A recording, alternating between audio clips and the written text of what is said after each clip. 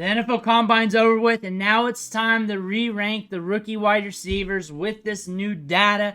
And how we've been ranking the wide receivers is we've been doing it at random. We started out with a list of like 5 wide receivers. We've been adding 3 random wide receivers every single week. And then we keep doing that and adjusting the rankings throughout the draft process.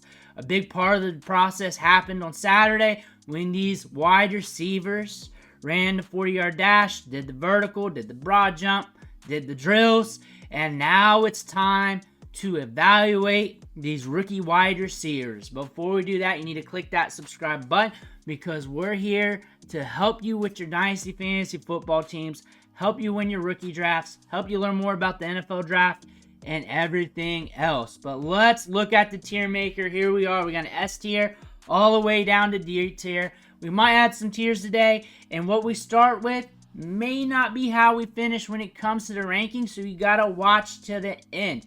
We're also going to go over these players at random. So the first player off the board, the first player to select here, Keon Coleman. We have a lot to talk about this guy. Keon Coleman ran in the 4.6s on the 40-yard dash. However, he had a good burst score, posted 20 MPH on the drill, so he has some speed to burn. He has it on tape. He also can get downfield, good at contested catches. Creating separation is an issue with him, but he is also 6'4". Breaking off routes is not going to be a huge part of his game. That's one thing you got to drill in your head. He's a bigger wide receiver. He's going to do bigger wide receiver things because that's physics. Thing is, draft capital, where he's going to go in the draft. I don't see him being a first-round prospect in this year's draft. I don't see him jumping up the board. Also, I feel like fit is going to matter for him a lot. When I think about fits, when I think about players, if they get a good fit, I'm jumping them up. However, if they're getting a bad fit or a mid fit, I don't think the rankings are going to be too favorable. I think we started him off in B tier this ranking season. But last week we had him at C. I think he belongs in C. We're not bumping him down because he had an up and down combine. Like, you can say he showed some speed in the drills, but that speed also says, hey, I didn't live up to my upside on the 40-yard dash. And if you asked him about it, he's not happy about his time. And thinking about his draft capital, that might impact it. And I'm not going to move him. I'm not going to move him up because he didn't do anything to cause him to move up. He just didn't. And then he didn't do anything to cause him to move down, and I had him in C tier last week. That being said, we must move on. And we got the duo here for the stud wide receivers. Malik Nabers, Marvin Harrison Jr. And the thing about these 2 wide receivers, I'm going to say it all off season long because I'm locked in with my feelings here. Malik Nabers, Marvin Harrison Jr., both generational prospects, both high-end prospects, both very productive, both with good breakout ages, both breaking out early in their career, both breaking out during the second year of their collegiate career, both putting the stamp on things, both are very nuanced. Nabers is very explosive. Marvin Harrison Jr.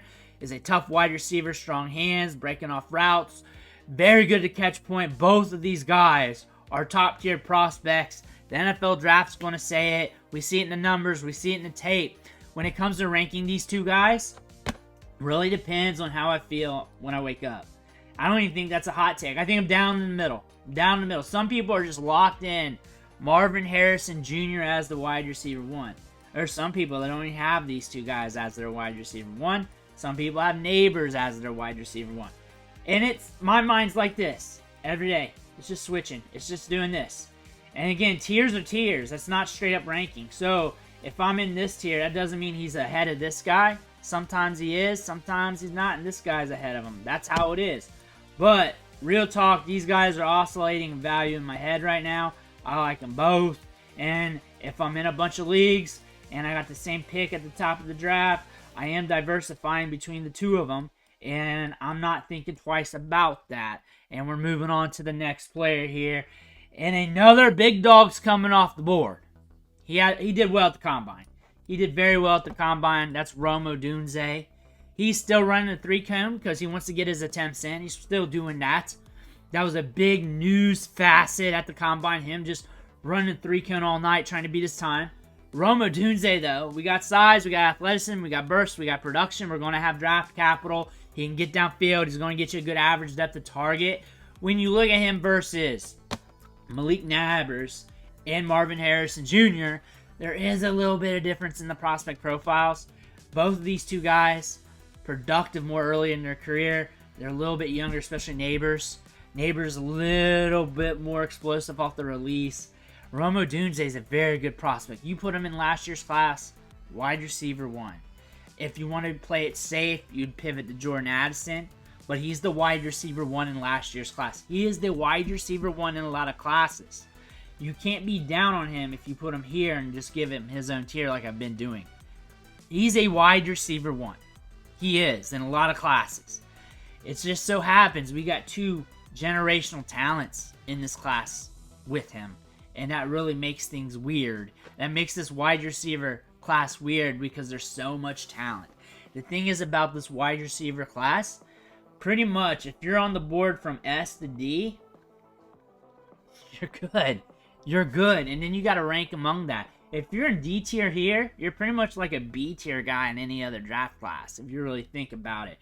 But Odunze, I'm going to put him here at A, his own tier. I've been doing that. I don't have enough conviction to put him here yet. I just don't. And I don't know if he's going to be here by himself this week. I just got to keep thinking through this while I do this video. But we got to move on to our next wide receiver, our next guy off the board. And you know what? I'm just going to throw him up and then reveal him. And it's not going to be where he's ranked. But Troy Franklin. Write down in the comments. Let me know what you feel about him after the combine. Because some people don't feel good about it. Some people love it. And that's what I'm gathering here from reading the market. As you know, I'm a market guy. I like to know what people are doing. I like to average it out, whether it's in my head or on spreadsheets. But from what I gathered through my live stream last night, from reading Twitter, some people are over the moon. Some people are like, ugh. And the drills wasn't so great. Had some double catches. The 40 time was fine. 40 time in the workout metrics, they're fine. They're good. Not great, not through the roof or anything, but they're good. The thing about Troy Franklin is he's a very cerebral route runner. He can get downfield, make plays happen. He's going to get a good 8-eye. He's forecasted for that. I keep saying going to have. It's forecasted to get those deep balls downfield, which aids in fantasy production. When I think about him, I don't see him falling out of the first round, but there's also an effect here where there's so many good wide receivers where he may go early second, where teams are like, hey, I'm going to get this offensive tackle right here. I'm going to draft Guyton here, and I know I can get a wide receiver in a second. I'm going to draft this cornerback here because I know I can get a wide receiver in a second. And then if a couple teams do that, 1 or 2 of the wide receivers we like for the back end of the first round might be a second round guy. That could happen with him. But the thing is, he's very technical. He can get downfield. He's a very good wide receiver prospect. The tape checks out with him. The numbers were good at the combine. He didn't fail. The drills weren't that great. I'm going to keep him at B. I don't think I should be moving him at all. I think there's some upside there. I think he fits really well in the back end of the draft with like the Chiefs or something like that. But we shook some things up with the combine. We got a lot of good wide receivers. It's turning into a big headache. One guy dropped a huge headache here. Ran really well at the combine. Posted in the 4.3s. Ladd McConkey. I did not hear anybody saying he was going to run in the 4.3s prior to the combine. I didn't hear anybody really saying that he was slow. I didn't hear that. I didn't hear anybody saying that. Run receipts on Twitter. I didn't hear anybody saying that. Some people might say, hey, I told you he was going to be quick or he's going to be fast. Nobody was saying he's going to be in the 4.3s. Ladd McConkey, though, creates separation. And he's a very good route runner, very technical. We're still waiting for him to break out at the college level. And we feel like he's going to get the draft capital. He is also a candidate to go in the first round. He's also a candidate to go early in the second round. He's going to get top 60 draft capital, which means the odds are going to be behind him. The thing is, should I move him up or should I keep him around the same? My feelings are a little bit better. They're not all the way up, but they're a little bit better. Like this much. I'm like, Ladd McConkey, I got a little bit more respect for you. But I didn't hate you. I saw where you're at, and I also see you as a big fit guy, but in a good way, because I do see where you can play on the outside and inside. You got good separation. You're going to live a lot in the slot, though. Maybe a slot plus. Paired with the right quarterback, right system, you could be doing a lot of damage. I do like you better than Keon Coleman because I feel safer. I feel like you're a safer prospect. I feel like you can go to more teams and be productive, where I think Keon Coleman's got to be locked in with like a Josh Allen, a top-tier guy who pushes it downfield. Maybe even like a C.J. Stroud on the long term. A quarterback with accuracy downfield who's gutsy. Maybe even a Tua long term, like a quarterback that pushes it downfield. There's a lot of places where I'm not feeling so great. Like, I don't feel like he'd be too great in Dallas. I don't feel like he'd be a good fit with Dak Prescott. Dak Prescott's very conservative. He needs guys that create separation. He needs guys that can pull away upfield and have a good distance between the DBs, not be in tight coverage. I feel like Ladd McConkey would be a better fit. So there are some quarterbacks that I just don't feel like he's the best fit for. If he gets that good fit, he's coming up. If he doesn't, he's probably going to stay here. That being said, Ladd McConkey I'm feeling a little bit better about, but not a total change in direction due to the numbers. Going to Roman Wilson, though.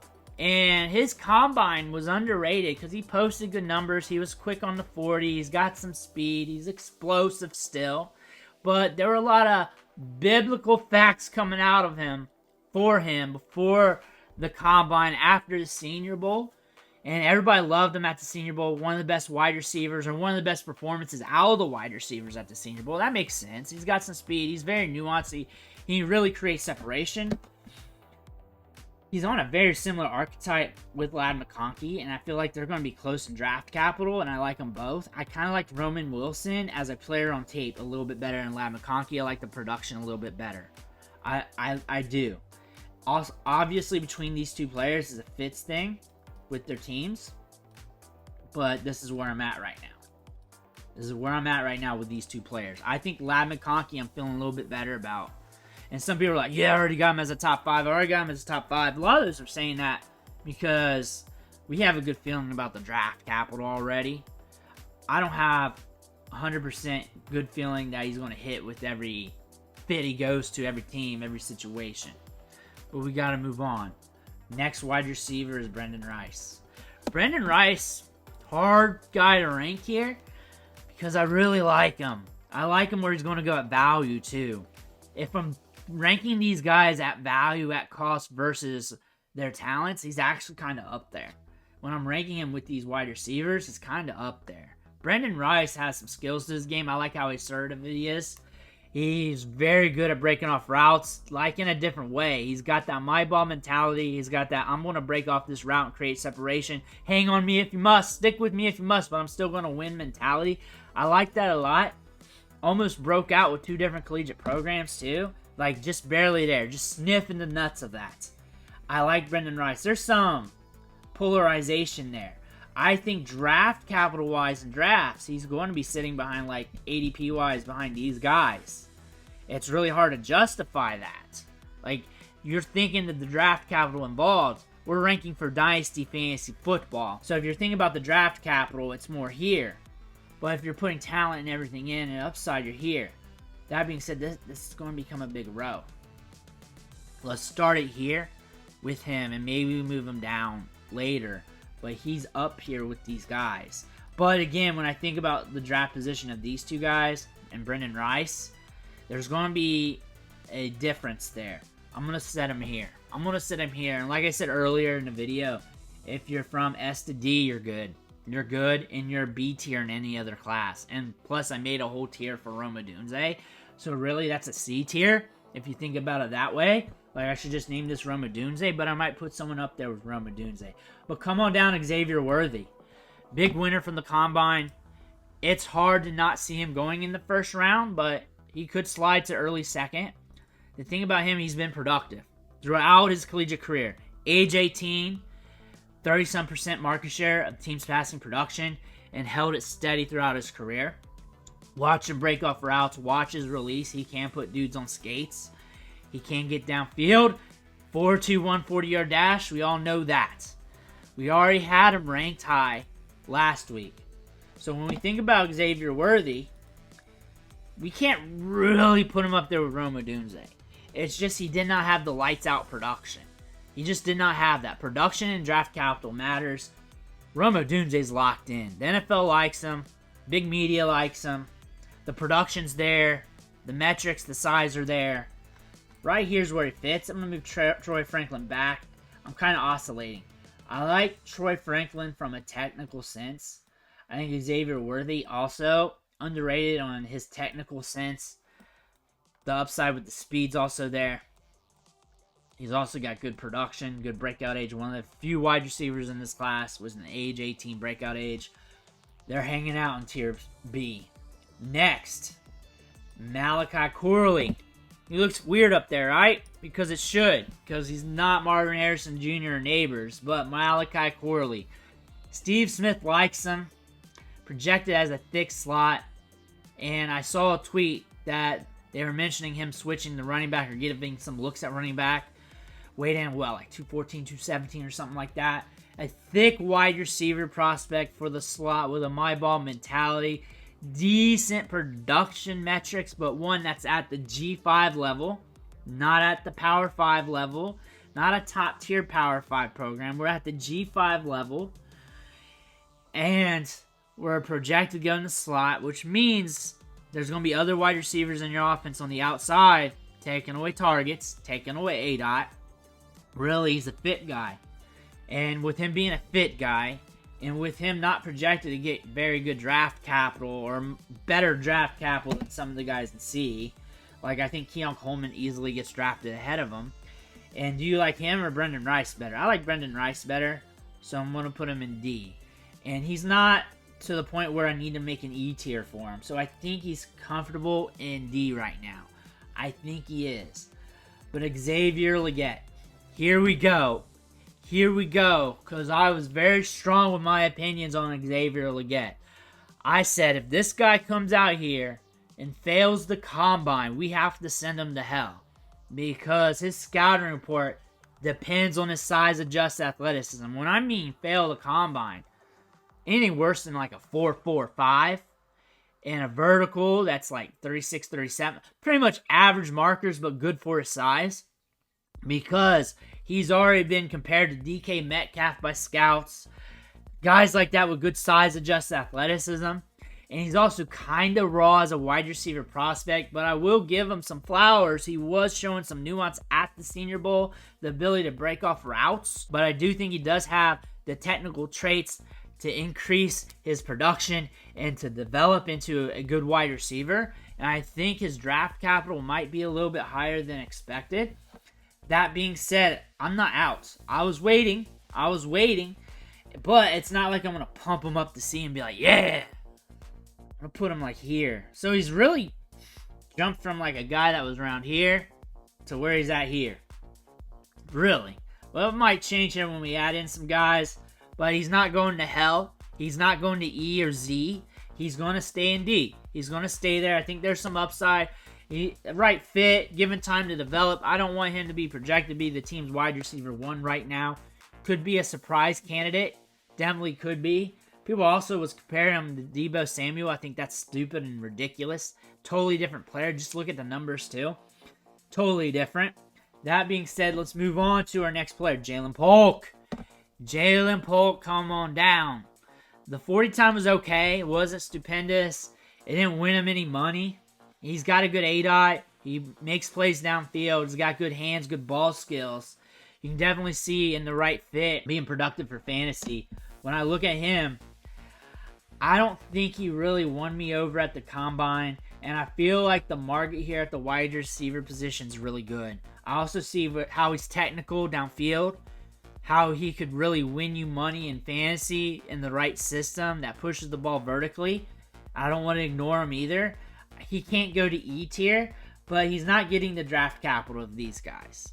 He's just not doing that. We're forecasting this with draft capital because I'm not going to like rank a 5th rounder that I like around here. That's nonsense.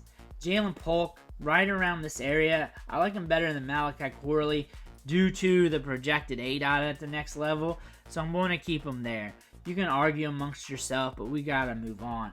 And we got a heavy hitter coming on down because we do this at random. Brian Thomas Jr. had a good combine. And we like Brian Thomas Jr. We like him a lot. On this channel, we've been talking him up. We got a good burst off the release. We get downfield. We showed it at the combine. We won at the combine.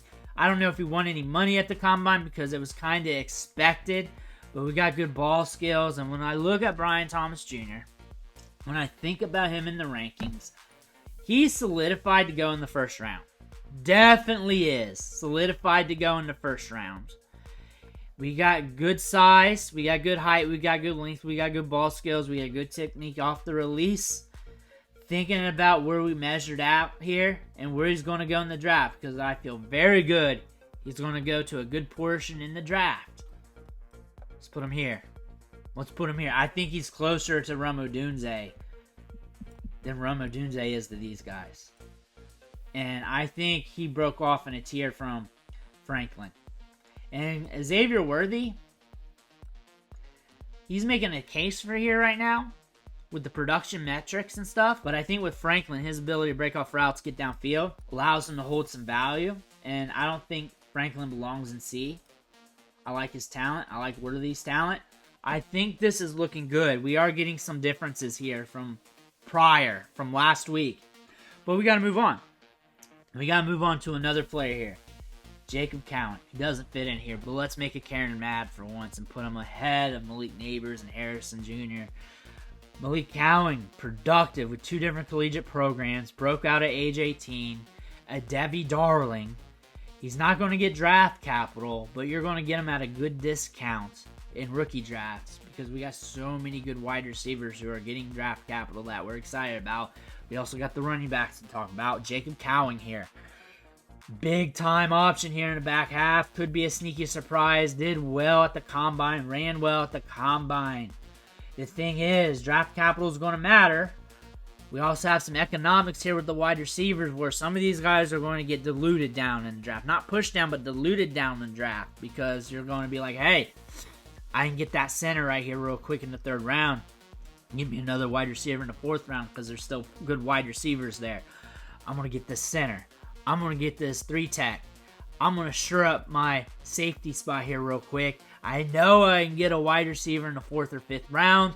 I just need depth for my wide receiver 3, 4, 5 on my depth chart right now. I'm locked in with my wide receiver 1. I can really shore things up on my defense. Let's do that right now. Let's click that button. So some of these guys are going to fall a little bit. We talked about this last year with the running back class, and that's what happened, but to a bigger extreme than what I was talking about. We're going to see that in some instances with these wide receivers, not with the top tier, but as we move down some tiers, you're going to see them just do this a little bit. It could be some picks to the point you don't really realize it. It could be some rounds, or a round, or half round, but it's going to happen because teams are going to be faced with that scenario as other position groups dry up. And we're looking at these wide receivers here. Just look at them. We want them all. They're all looking good. And like I said, D tier is a B tier in most drafts. D tier is a B tier in most drafts. D tier is B tier last year. Look at it that way. If you're looking S to D and you're thinking it's like any other draft you've looked at, you're playing yourself. Like I say, if you're from S to D, you're good. You're good. Jacob Cowan, talent-wise, production metric-wise, he's a D tier guy. Draft capital-wise, it might push an E when it comes to the odds for him for fantasy football. That's the thing that we're looking at. The odds matter. But come on down. A.D. Mitchell had a great combine. We got to the drills. We saw him take some routes off. We look at a tape. There is some routes that he does take off on his tape. But I'm not worried about it. And we talked about him last week. We had him up there in the rankings last week. I don't think I should move him. I like him a lot. He creates separation. I think he's going to be pushing for the first round, if not should be the first round. He's going to be up here. Remember, when I do a tier, and you got to listen to my words, not the pictures here. And if you fast forward without listening to me, that's on you. That's not my problem. But some of these tiers, it's just oscillating. These guys are oscillating. Right now, but A.D. Mitchell has got length and speed and burst. He's going to get draft capital. Which Texas wide receiver do you want? Which one? Because that is a huge debate online right now. I'm going to keep it like this, let you think about these rankings. Let's move on. Tez Walker. The film checks out. The Senior Bowl didn't. But when we come back to the combine, we post deep speed.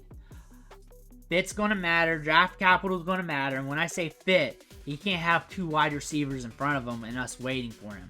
Because he could be a wide receiver that we pick up later at a cheaper cost. But the cost is going to be cheap anyways, because we have 30 good wide receivers in this class. When I think about ranking him, I was a little bit lower last week in my head. But I feel like NFL's still going to like him. I feel like he's still going to get opportunity.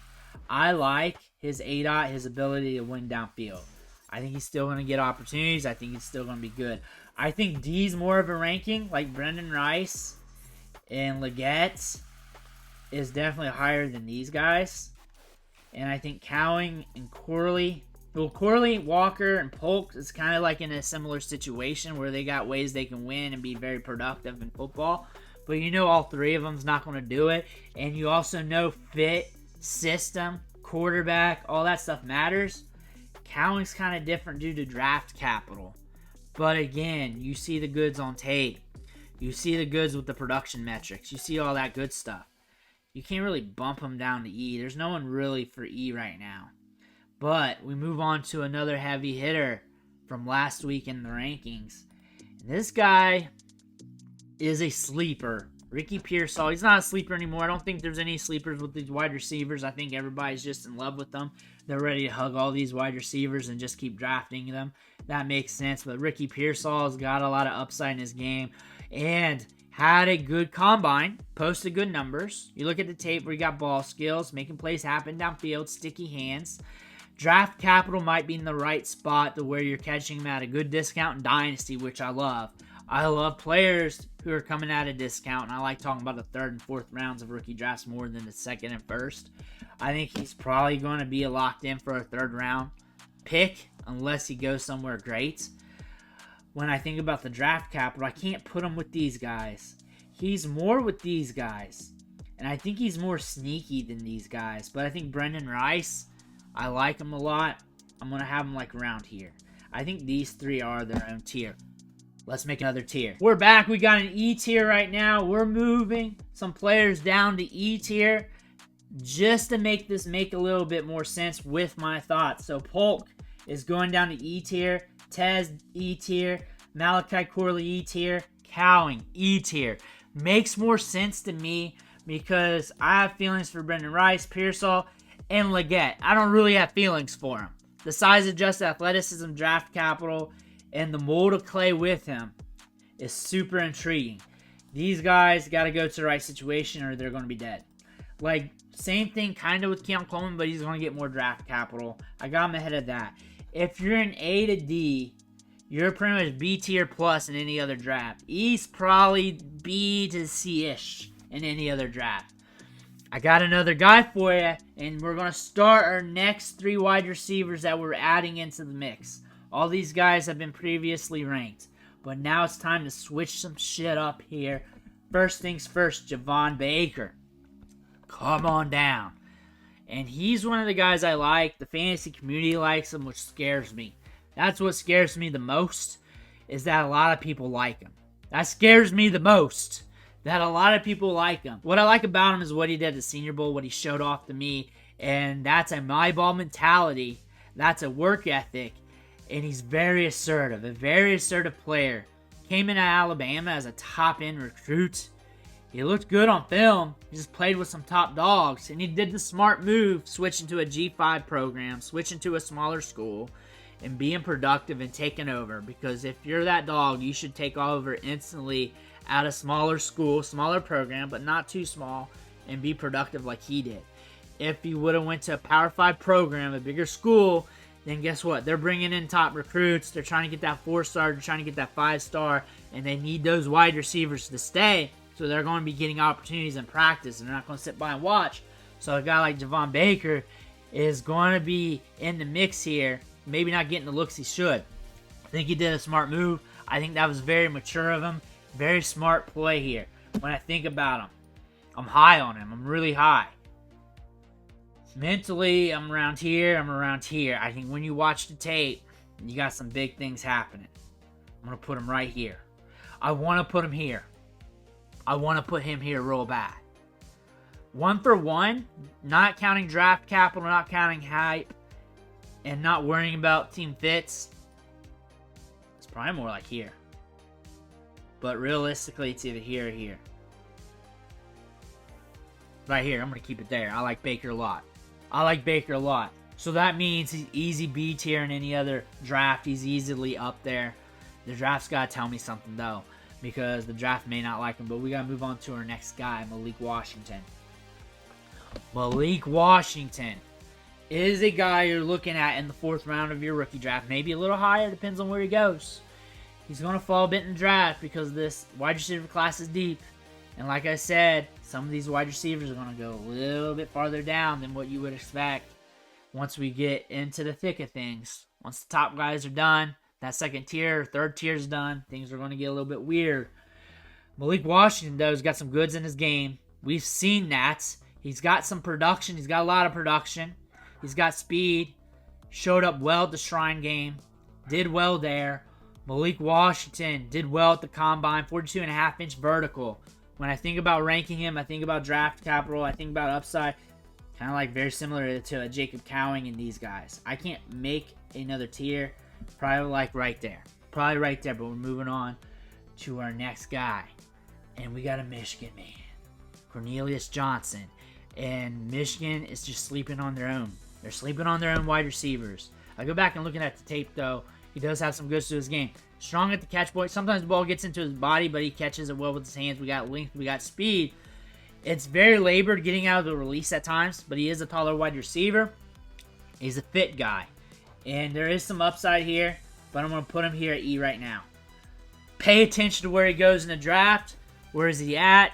Pay attention to him early in his career. You may be trying to get him. If he goes to a team with a strong-armed quarterback and you're starting to hear buzz about him in camp, you better run to him. You better run to him because he could be a deep ball candidate. He could be that big wide receiver and get downfield. But right now, those are the rankings. Let me know what you think in the comments below. Hit that subscribe button, and I'll catch you on the next one.